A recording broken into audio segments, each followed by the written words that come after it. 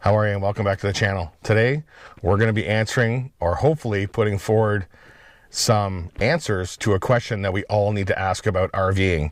And that is, what kind of RVer am I? Let's get into it. And welcome back to the channel. Dave here again from the Freedom 48 YouTube channel. Today we're gonna open up a can of worms, I'm sure. But the biggest question that I get asked a lot is what made you decide on blank? What made us decide to get a fifth wheel? What made us decide to go to an RV park? What made us decide to do this or do that? The biggest question to ask yourself is, what kind of RVer am I? What do I enjoy doing? Do I like the great outdoors? Do I like having 5 restaurants, 6 pools, 25 tennis courts, and 1,000 people? You have to decide what you are, what kind of RVer you are before getting your rig. Now, I'm not saying that you needed to decide everything.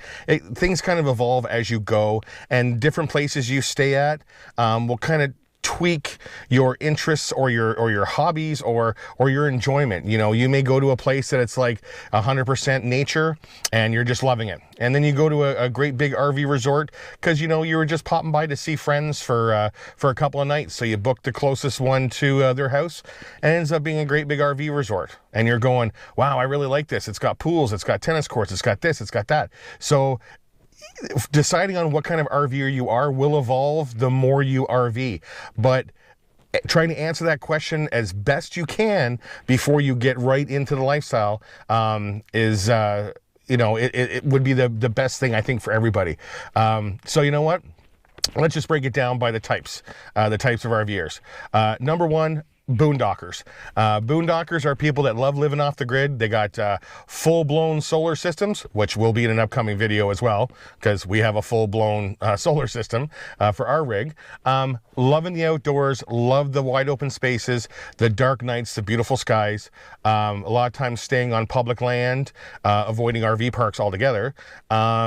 Doing free camping, doing dry style camping, where everything you have to run off your rig. There's no amenities, there's no hookups, there's no nothing, and you have to be prepared to do everything out there yourself, your water, your power, and be able to dump your tanks in whatever way works. That's the boondocker, or boondocking, whichever way you want to put it. The next one would be campgrounds. And when I say campgrounds, it's the cute little county parks, or the cute little, provincial or state campgrounds that are out in the sticks. They are pretty. They got lakes. They got lots of nature. They've got some hookups. So they might have power and water, but not sewer, or may have power but nothing else, which hopefully you'll find out well before you get there, so you know what to bring with you. And those are the cutesy kind of places that I remember going to as a kid with my family, camping and RVing and stuff like that. So it has all the cute stuff, has some amenities, but not a whole lot. After that, you got the RV parks. RV parks they've got usually all the amenities that you need. They've got the full hookups, water, power, sewer.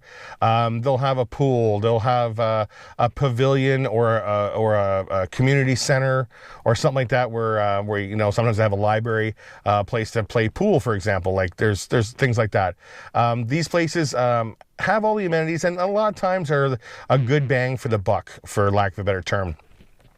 Our park in our home province for the summertime has all the amenities that we need.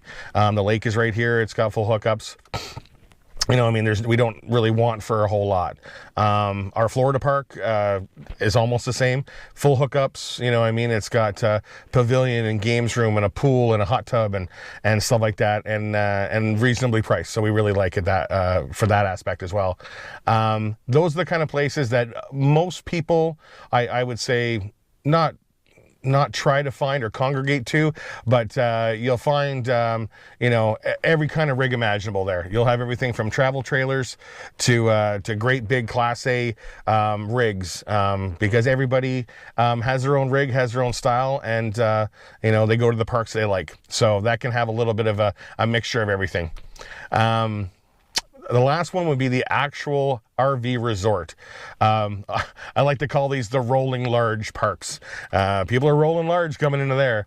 You know, I mean, they got the big Class A diesel pushers towing their, you know, their Mercedes convertibles, and you know, they've got restaurants and tennis courts and pools and sometimes golf courses as part of the resort.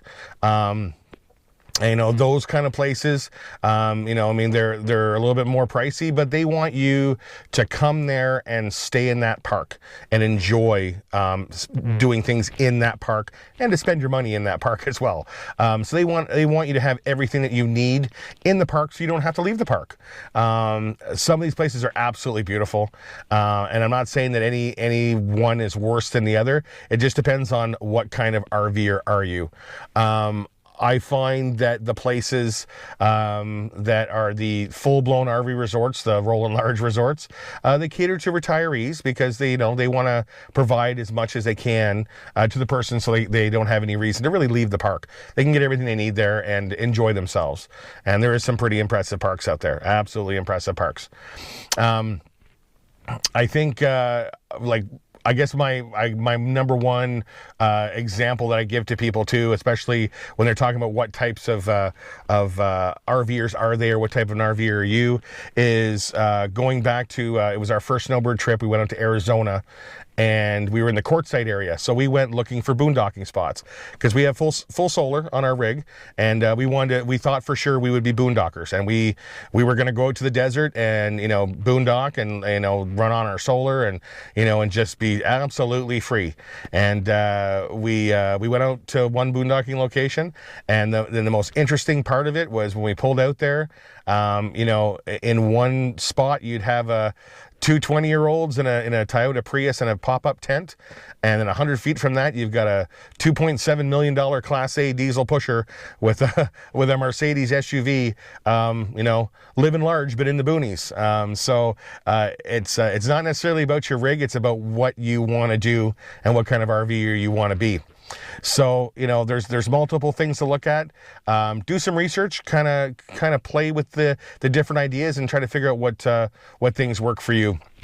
And then you can decide, you know, what type of areas you want to go to, if you want to be a boondocker, a campground RVer, go to RV parks, or go into the big RV resorts.